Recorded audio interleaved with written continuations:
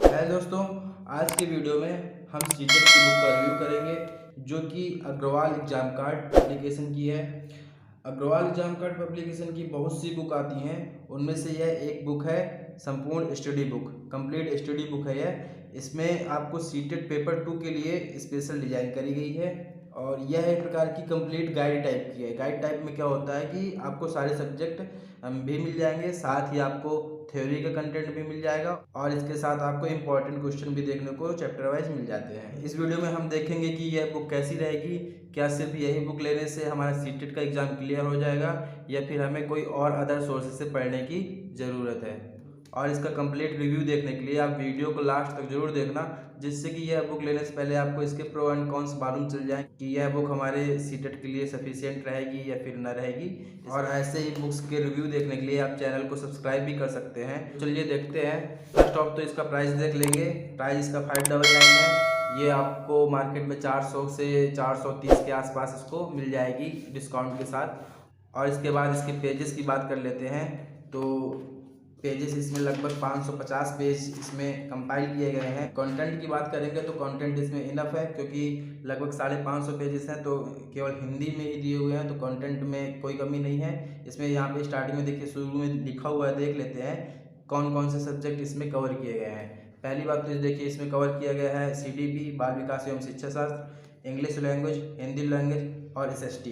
साथ ही इसमें पेडोलॉजी भी कवर की गई है। दूसरी बात, जिसने इसमें लैंग्वेज सेकंड संस्कृत ली होगी तो इस बुक में संस्कृत नहीं दिया हुआ है। तो इस बुक की स्पेशलिटी क्या है, यहाँ पर देखते हैं कि सीटेट का पाठ्यक्रम यहाँ पर आपको NCERT के बेस्ड पर तैयार किया गया है। 1700 इंपॉर्टेंट क्वेश्चन चैप्टर वाइज दिए गए हैं। साथ ही इसमें प्रीवियस ईयर का एक सॉल्व पेपर भी मिल जाएगा। और जो भी बुक्स आप लोग लिया करिए तो उसका एक बार रिव्यू जरूर देख लिया करिए कि वह हमारे एग्जाम ओरिएंटेड बुक है या नहीं है। तो इससे बहुत बेनिफिट मिल जाता है बुक रिव्यू देखने से। आपके पैसे भी वेस्ट नहीं होते, टाइम भी वेस्ट नहीं होता।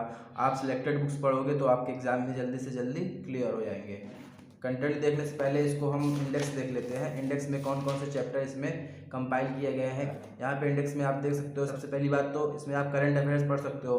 करंट अफेयर्स कैसे पढ़ना है, अंदर एक QR कोड यहाँ पर दिया हुआ है, तो आप जैसे ही QR कोड स्कैन करोगे तो आपको करंट अफेयर्स इसमें मिल जाएगी। उसकी PDF डाउनलोड करके आप इसमें पढ़ सकते हैं। इसके बाद क्या है, इसके बाद आपको CDP दिया हुआ है। CDP के ये सारे चैप्टर इसमें कवर किए गए हैं। तो इसका आप पॉज करके इसकी इंडेक्स देखना चाहे तो आप इसको पॉज करके देख सकते हैं इसमें इंडेक्स में क्या क्या दिया हुआ है। जैसे कि कुछ चैप्टर मैं बता दे रहा हूँ, जैसे कि पियाजे, कोहलबर्ग, वेगोत्स्की, लैंग्वेज एंड थॉट और कंस्ट्रक्ट ऑफ अचीवमेंट टेस्ट। ये सारे चैप्टर देखिए, पहला चैप्टर तो कॉन्सेप्ट ऑफ डेवलपमेंट है, तो ये स्टार्टिंग से तो सही दिए हुए हैं, लास्ट में भी जैसे ये दिया हुआ है मोटिवेशन एंड लर्निंग। इसके बाद यहाँ पर आप हिंदी देख सकते हो। हिंदी में आपको पैराग्राफ देखने को पहले चैप्टर में मिल जाएगा। इसके बाद ग्रामर देखने को मिल जाएगा। ग्रामर में भी इसमें मैं बात करूँगा कि ग्रामर कितनी दी हुई है, क्योंकि सीटेट में ग्रामर ज़्यादा पढ़ने की तो जरूरत नहीं रहती है, लेकिन फिर भी इसमें मैं आपको दिखा दूंगा कि कैसी ग्रामर दी हुई है। इसके बाद इंग्लिश में भी पैराग्राफ का पहला चैप्टर, इसके बाद पेडोलॉजी, और पेडोलॉजी के बाद आपको ये सारे चैप्टर ग्रामर के मिल जाएंगे। ग्रामर, हालांकि जितनी ग्रामर सीटेट में आनी चाहिए वो सारे इसमें कवर किए गए हैं, जैसे कि verb, pronoun, adjective, tense, articles, voice, clauses. ये मैं अभी अंदर आपको दिखाऊंगा कि कैसे दिए हुए हैं। अगर आप देखना चाहो तो वहाँ से आप देख लीजिएगा कि आपके सीटेट के लिए है कि नहीं। मैंने तो देखा है तो इसमें मतलब ब्रीफ में दिया हुआ है। ब्रीफ में देने का मतलब ये होता है कि आपको बहुत डिटेल में दिया हुआ है, जो कि सीटेट में पढ़ने के लिए उतना इंपॉर्टेंट नहीं रहता है। इसके बाद SST में हिस्ट्री को 3 पार्ट में डिवाइड किया गया है। पहला तो है एनिशियन, दूसरा है मेडिवल और थर्ड इसमें मॉडर्न हिस्ट्री दिया है। ये तीनों कवर करने के बाद आपको इसमें ज्योग्राफी के चैप्टर भी दिए हुए हैं, जो भी इंपॉर्टेंट चैप्टर हैं।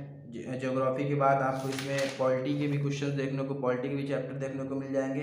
हालांकि जो SST के लिए है वो NCERT से बेस्ट कोई बुक है ही नहीं। आप चाहे जो भी गाइड ले लो, जो भी बुक ले लो, चाहे जो भी पब्लिकेशन की बुक ले लो, क्योंकि आपका साफ साफ उसमें मेंशन दिया हुआ है कि NCERT बेस्ड क्वेश्चन ही आने हैं। तो NCERT बेस्ड बुक क्यों लें, हम NCERT की बुक ही डायरेक्ट ले लेंगे। बट फिर भी यदि आप अलग अलग बुक ना ले करके एक ही बुक लेना चाह रहे हो तो उसके लिए मैं ये आपको दिखा रहा हूँ कि आप सिंगल बुक ले सकते हो कि नहीं ले सकते हो। इसके बाद आपको ये पिछले साल का सॉल्व पेपर मिल जाएगा एक। ठीक है, ये बात हुई हमारे इंडेक्स की। यदि आपको इंडेक्स नहीं समझ में आ रहा हो तो आप पॉज करके देख सकते हैं, आप आराम से इसमें आप अपने चैप्टर देख सकते हो। इसके बाद देखते हैं यहाँ पे, इसके बाद यहाँ पर दिया हुआ है विश्लेषण चार्ट। विश्लेषण चार्ट का इतना ज़्यादा इफेक्ट नहीं पड़ता है। इसमें केवल ये दिया हुआ है कि विश्लेषण चार्ट में किस ईयर में कौन से चैप्टर से कितने क्वेश्चन आए हुए हैं, इसका कुछ खास फर्क नहीं पड़ता है, ये देखने की ज़रूरत नहीं है। यहाँ पर आपका सिलेबस दिया हुआ है, जो भी सीटेट ने सिलेबस निकाला है वो सारा चैप्टर वाइज इसमें दिया हुआ है। तो सिलेबस आप वहाँ से डाउनलोड भी कर सकते हैं, नहीं तो आप यहाँ पर भी देख सकते हैं। सिलेबस तो सेम दिया हुआ है, हिंदी इंग्लिश यहाँ पे संस्कृत जरूर दिया है, लेकिन मैं अभी आपको दिखाऊंगा तो इसमें संस्कृत नहीं है। जिनका लैंग्वेज सेकंड संस्कृत हो तो वो तो ये वाली बुक ले ही नहीं, क्योंकि संस्कृत है ही नहीं, तो क्या करेंगे। इसके बाद यहाँ पर हम देखते हैं पहला ही चैप्टर देख लेते हैं। जैसे कि ये दिया हुआ है कॉन्सेप्ट ऑफ चाइल्ड डेवलपमेंट। तो कॉन्सेप्ट ऑफ चाइल्ड डेवलपमेंट में क्या है, आपको इसमें ब्रीफ में दिया है। ब्रीफ में क्या है, जैसे कि हरलॉक का कथन दिया हुआ है, डार्विन का कथन दिया हुआ है, तो ये ज़्यादा सीटेट पे आते नहीं है, इसमें कॉन्सेप्ट बेस्ड क्वेश्चन आते हैं। तो इसमें बस यही थोड़ी सी कमी है कि कंटेंट इसमें बहुत ज़्यादा ब्रीफ में दिया हुआ है, जो कि सीटेट के अकॉर्डिंग उतना इम्पोर्टेंट नहीं रहता है। सीटेट में बहुत ही कॉन्सेप्चुअल चीज़ें पूछता है। तो जिनके पास हालांकि खूब टाइम है, अच्छे से टाइम है, तो वो इस बुक को ले सकते हैं कि आराम से पढ़ते रहें। बट सीटेट वगैरह के लिए जैसे जिसके पास टाइम नहीं है तो वो इस बुक को ना लें, क्योंकि इसमें बहुत ही डीप में थ्योरी दी हुई है पहली बात, और वन लाइनर तो इसमें आपको देखने को मिलेंगे नहीं। यहाँ पर आप देख सकते हो अवस्थाएं जैसे कि दी हुई हैं, तो इसमें कुछ छोड़ा नहीं गया है। इसमें ऐसा नहीं है कि जो इम्पोर्टेंट है केवल वही चीज़ दी हुई है। जैसी बहुत सी बुक होती हैं जो इम्पोर्टेंट होती हैं केवल वही चैप्टर दिए होते हैं, तो ऐसा कुछ नहीं है, इसमें सारा कवर किया गया है। जैसे कई बुक्स की लैंग्वेज होती हैं तो डिफरेंट होती हैं, समझ में नहीं आती हैं, तो ये सारी चीज़ इसमें नहीं है।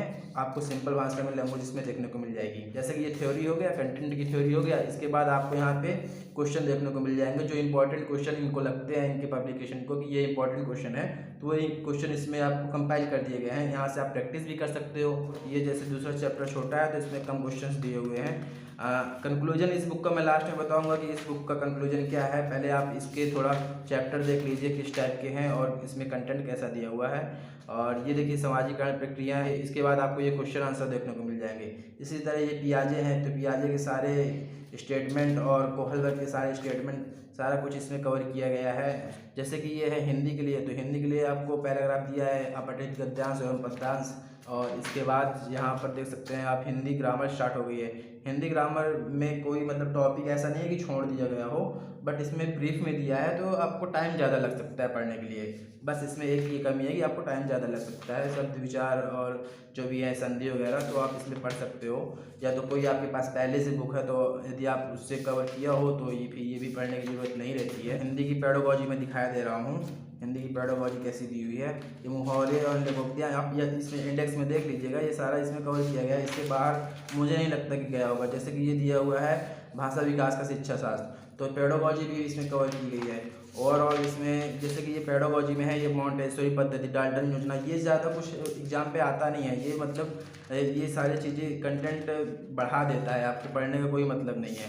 जैसे कि ये है संप्रेषणात्मक विधि, आलोचनात्मक विधि, ये विधियाँ तो आती हैं। स्टार्टिंग में कुछ जैसे कथन दिए हैं वो कथन नहीं आते हैं, तो उनका पढ़ने का कोई मतलब नहीं रहता है। और बाकी जैसे ये सुनना, बोलना, पढ़ना, लिखना, तो ये सारी चीज़ें तो आती हैं। खैर इसमें नहीं कहा जा सकता कि नहीं आती हैं, ये सारी चीज़ें इसमें पेडागोजी में आती हैं। इसके बाद आप इंग्लिश में भी देख लोगे तो इंग्लिश में भी सेम ऐसे ही है। यहाँ पर आप देख सकते हो पैराग्राफ से स्टार्ट है। इसमें ऐसा नहीं है कि आपको प्रीवियस ईयर क्वेश्चन तो नहीं देखने को मिलेंगे। इसमें इन्होंने जो क्वेश्चन है उन्होंने अपने अकॉर्डिंग बनाया है कि जो उनको लगता है कि पेपर में आ सकता है थ्योरी से निकाल करके। आपको प्रीवियस ईयर के लिए दूसरी बुक ही लेनी पड़ेगी।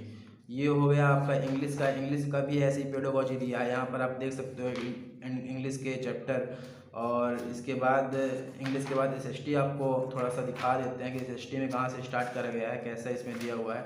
ये एसएसटी में प्राचीन भारत के इतिहास पाषाण काल से स्टार्ट होकर के सिंधु घाटी सभ्यता, सिंधु घाटी सभ्यता के बाद बौद्ध धर्म, मतलब इसमें सीक्वेंस में दिया हुआ है। ऐसा कुछ नहीं है कि आपको सीक्वेंस में नहीं दिया हुआ है, तो आप इसको एक मतलब क्रम से पढ़ सकते हो। इसके बाद आप यहाँ पर लास्ट में जैसे कि इसमें दिया हुआ है मॉडर्न हिस्ट्री, तो मॉडर्न हिस्ट्री में भी देख सकते हो कंटेंट इसका।